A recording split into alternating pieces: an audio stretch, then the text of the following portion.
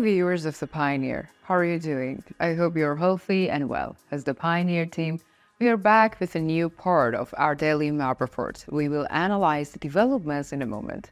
The front line that I will pay the most attention to today will be the Kherson front line. The situation on the Kherson front line is not good for the Russian army. Many Russian sources are concerned about the region. So why is this concern of Russian sources? Let's put it this way, there is an increase in the presence of the Ukrainian bridgeheads here, so this is the claim of the Russian sources. Are the claims of the Russian sources true? Let's look for the answer to this question together.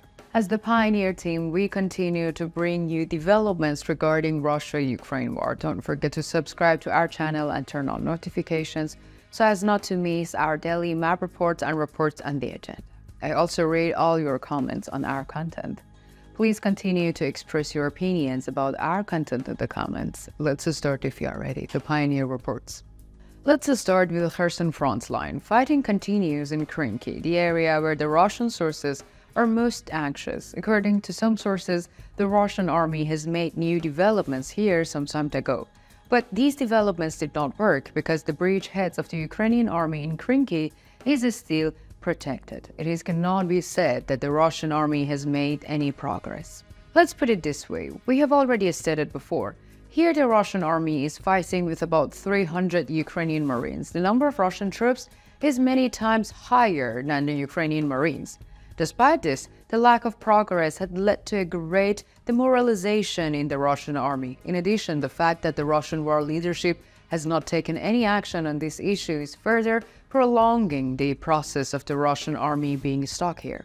This is also the reason for the anger of unofficial Russian sources towards the Russian war leadership. Even the fanatics of the Russian war leadership are outraged by the fact that almost hundreds of Russian soldiers are annihilated here every day, and yet no change of strategy has been adopted. At the moment, however, we don't believe that the war leadership is following these criticisms. The latest Russian offensives in the vicinity of Krynki also failed. The Ukrainian army managed to hold its positions along the entire line. Probably the Ukrainian army will try to exhaust the Russian army in these positions until the next summer offensives. Will it succeed in this? Time will tell us. Let's continue with the artillery activity in the region. According to the latest reports, artillery units of the Russian armed forces targeted Kherson, Belozerka, Krynki, and Antonivka. In turn, artillery units of the Ukrainian armed forces targeted units of the Russian armed forces stations in Olopristan, Oleshki, Bridgeheads, and Poima and Sahi. Let's continue by analyzing the latest developments on the Zaporizhia front line. According to the latest reports, the battle for the initiative continues in the Robotin sector of the Zaporizhia front line. We have stated in our previous reports, the Ukrainian army had stabilized the situation on the western side of the town of Robotin. The Russian army has carried out an offensive here for a long time but did not make any progress. The Ukrainian army repelled the attacks and captured several positions. Now Russian troops are again exerting pressure here. They are trying to take back the initiative. However, there are no reports that they have succeeded so far. According to our sources in the region, the Ukrainian army continues to hold its positions. The borderline is fixed.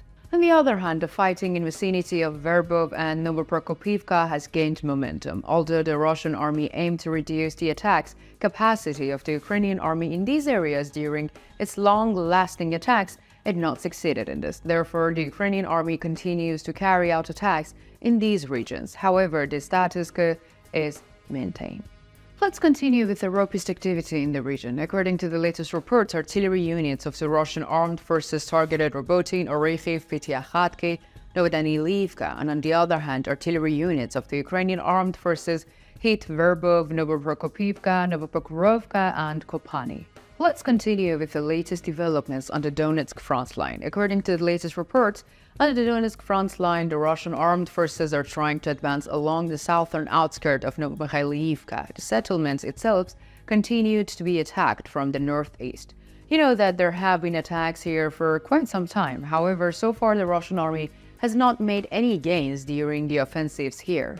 On the other hand, the Russian armed forces continued their offensive actions near Pobeda, and the Russian army's attacks continued with the varying intensity on the left bank of the Osikova River in the direction of Marinka and along the MO4 motorway in Dnipropetrovsk. The borderline between the two armies has not changed significantly so far.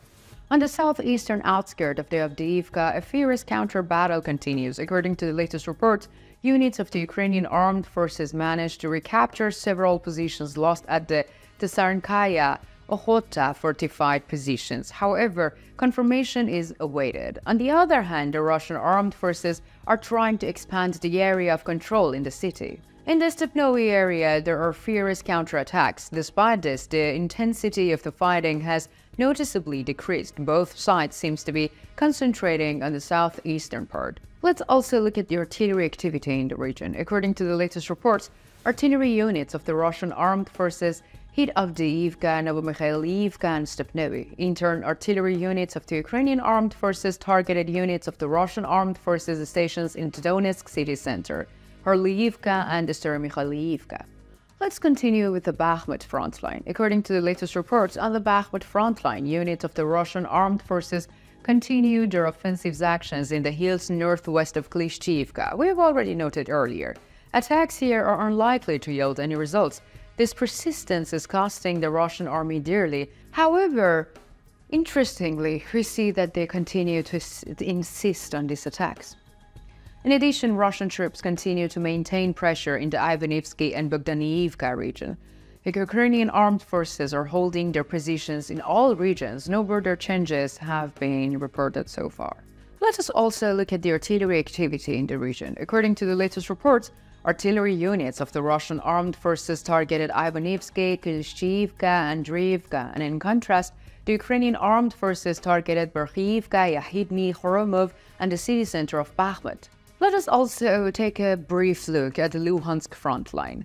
According to the latest reports, Russian troops on the Luhansk front line are on the offensives near Blogoriivka and Cherniv. The Russian offensives has not yielded any results so far.